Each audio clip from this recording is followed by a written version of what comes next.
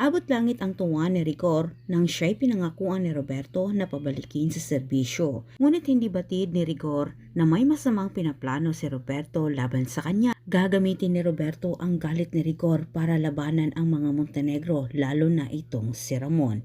Hindi makalaban itong si Roberto ng harap-harapan kay Ramon at ganoon din itong si Miguelito kay Tanggol. Dahilan silang pamilya ay hawak ng mga Montenegro. Kaya't naisipan naman ni Roberto na gamitin umano itong si Rigor para kuno gibain ang pwersa ng mga Montenegro at sila'y hindi na gawing tau-tauhan ni Ramon.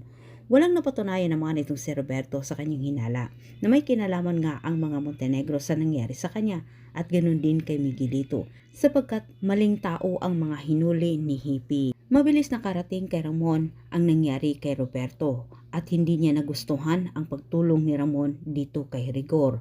Hinarangan kaagad niya ito pero siya'y huli na at hindi na siya pinagbigyan ni Roberto. Katwiran ni Roberto ay pinangakuan na umano niya itong si Rigor at ayaw niya itong sirain. Sa galit ni Ramon dahil maraming dahilan itong si Roberto, ginigipit niya ang mga gerero ngayon. Hinarangan ni Ramon ang perang ibibigay ni Don Julio sa mga gerero. Samantala, nagbago na ang buhay ng takbo ni Marites simula nung silang Ramon ay magkasama na.